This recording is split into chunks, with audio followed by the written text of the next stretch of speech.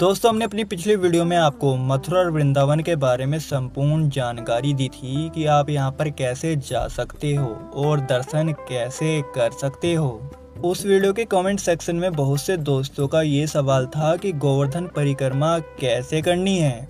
तो comment section में इसे समझाना थोड़ा सा मुश्किल था, तो हमने सोचा क्यों ना इसके ऊपर एक पूरी की पूरी डेडिकेटेड वीडियो बना दी जाए।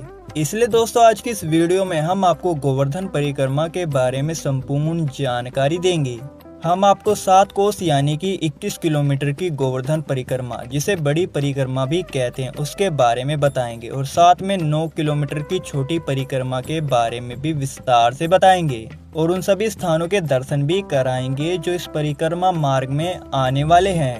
तो चलिए बिना देरी करिए शुरू करते हैं। दोस्तों, आपको गोवर्धन परिक्रमा के बारे में बताने से पहले आपको थोड़ा ये समझना चाहिए कि गोवर्धन परिक्रमा का महत्व क्या होता है और इसे करने से क्या फायदा होता है। तो दोस्तों, ये बात तो हम सभी जानते हैं कि द्वापर युग में भगवान श्री कृष्ण ने देवराज इंद्र का घमंड तोड़ने के लिए और अपने ग्राम वासियों को देवराज इंद्र के प्रकोप से बचाने के लिए गोवर्धन पर्वत को एक उंगली पर उठा लिया था।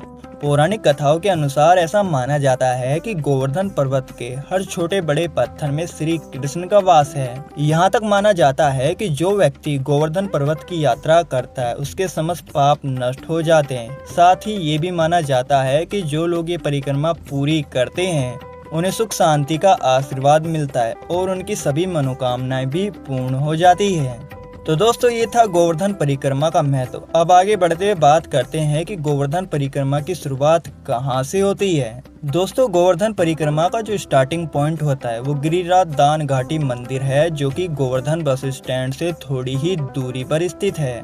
परंपराओं के अनुसार सबसे पहले आपको गिरिराज दान घाटी मंदिर में दर्शन करने होंगे। यहाँ पर आपको गिरिराज जी का दूध से अभिषेक करना है। मंदिर के सामने ही परिक्रमा मार्ग है, जहाँ पर सर्वप्रथम आपको हनुमान जी की प्रतिमा दिखाई देगी। यहाँ पर हनुमान जी का आशीर्वाद लेकर आप इस कच्चे रास्ते पर चलना शुरू कर देना। दोस्तों, इस परिक्रमा का फल तभी मिलता है जब आप परिक्रमा के समय मन से सभी प्रकार की चिंता निकालकर केवल भगवान की भक्ति में अपने मन को लगाएं। इस परिक्रमा को नंगे पैर करने की परंपरा है।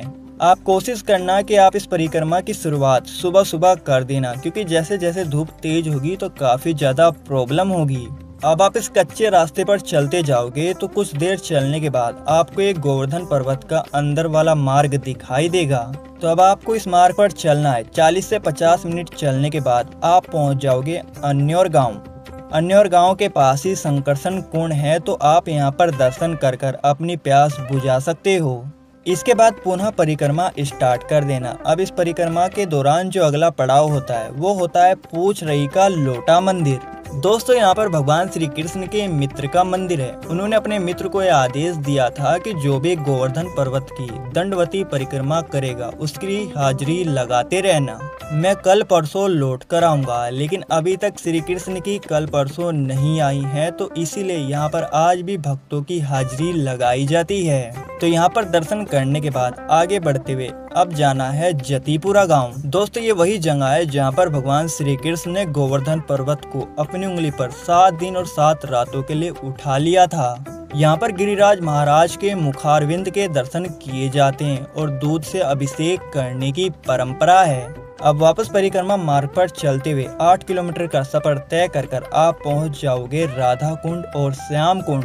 अब आप यहाँ पर स्नान कर सकते हो। दोस्तों, पौराणिक कथाओं के अनुसार यहाँ पर भगवान श्री कृष्ण ने अधिष्ठासुर नामक राक्षस का वध किया था। इसके बाद श्याम कुंड में सभी तीर्थ स्थानों से जल इकट्ठा कर कर यहाँ पर स्नान किया था। इसलिए ऐसा माना जाता है कि जो भी भक्त इन दोनों ही कुंड श्याम कुंड और राधा कुंड में स्नान करता है उसे सभी तीर्थ स्थानों का पुण्य मिलता है। दोस्तों, इसी के साथ यहाँ पर एक गोप कुआं नामक कुआं भी है। यहाँ की भी परिक्रमा करने का विधान है, तो आप इस विधान को निभाते हुए गोप कुएं की परिक्रमा जरूर करना। तो यहाँ पर स्नान और दर्शन करने के बाद यहाँ से 2 किलोमीटर की दूरी पर स्थित है कुसुम सरोवर। ये काफी ज्यादा खूबसूरत और आध्यात्मिक स्थान है। तो यहाँ पर दर्शन करने के बाद 2 किलोमीटर और चलने के बाद आप पहुँच जाओगे मानसी गंगा, तो आप इस मंदिर में दर्शन कर लेना।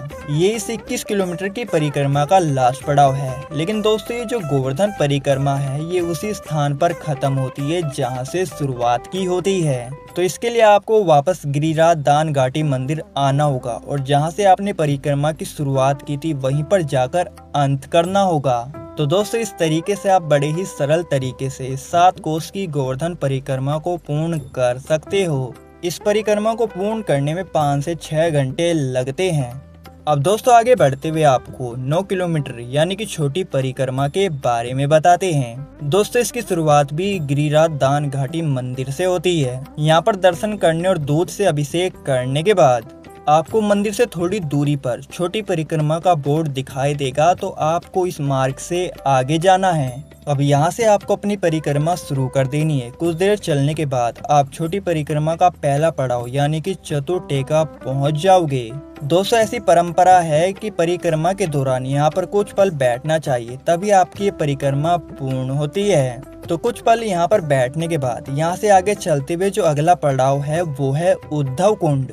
दोस्तों यहीं पर उद्धव जी ने तपस्या की थी, तो आप यहाँ भी मंदिर में दर्शन कर लेना। फिर से परिक्रमा मार्ग पर आगे बढ़ जाना। अब यहाँ से कुछ देर और चलने के बाद आप पहुँच जाओगे चैतन्य महाप्रभु मंदिर, तो यहाँ पर भी आप दर्शन कर लेना। इसके बाद राधा कुंड की ब्रज गलियों से होते हुए जाना है राधा कुंड और श्याम कुंड। इसके बारे में मैंने आपको बड़ी परिक्रमा के दौरान बताया था कि कितनी शक्तिशाली जगह है। तो यहाँ पर स्नान और दर्शन करने के बाद यहाँ पर और भी दर्शनीय स्थान है, जैसे कि श्री ललिता कुंड, गोप कुआं, नारद कुंड आदि, तो आप यहाँ पर भी दर्शन कर लेना। अब यहाँ से 2 किलोमीटर की दूरी पर पड़ता है कुसुम सरोवर, जिसे कुसुम कुंड भी कहा जाता है। ये भी काफी खूबसूरत स्थान है। तो यहाँ पर दर्शन करने के बाद यहाँ से 2 किलोमीटर और चलने पर आप चले जाना मानसी गंगा। तो यहाँ पर मंदिर में दर्शन करने के बाद ये गोवर्धन परिक्रमा का लास्ट पड़ाव होता है। लेकिन दोस्तों जैसे कि मैंने पहले ही बताया है, ये जो गोवर्धन परिक्रमा होती है ये वहीं पर खत्म होती है जहाँ से आपने शुरुआत की होती है। तो इसके लिए आपको वापस गिरिराज दान घाटी के मंदिर के पास छोटी परिक्रमा वाले बोर्ड के पास आना होगा। यहीं पर आकर आपकी ये परिक्रमा पूर्ण होगी। तो दोस्तों इस तरीके से आप बड़ी ही सरल तरीके से गोवर्धन की छोटी परिक्रमा को भी पूर्ण कर सकते हो। तो दोस्तों उम्मीद करता हूँ हम बड़ी ही सरल भाषा में आपको 7 कोस की बड़ी परिक्रमा और 9 किलोमीटर की छोटी परिक्रमा के बारे में बता पाए होंगे और आपके प्रश्नों के उत्तर भी मिल गए होंगे। अगर इसके अलावा भी आपके दिमाग में अभी भी कोई सवाल है तो आप कमेंट सेक्शन में पूछ सकते हो, मैं साथ के साथ उसका जवाब भी दे दूंगा। दोस्तों आखिर में इतनी सी गुजारिश जरूर करूंगा कि सब वीडियो बनाने में काफी ज्यादा मेहनत लगती है। अगर ये वीडियो वाकई हेल्पफुल है तो वीडियो को लाइक कर हमारे चैनल को सब्सक्राइब जरूर कर दीजिएगा। तो दोस्तों जल्दी मिलेंगे नए ट्रैवल इन्फॉर्मेशन वीडियो के साथ, तब तक स्ट्रोलर गाइड का बाय बाय।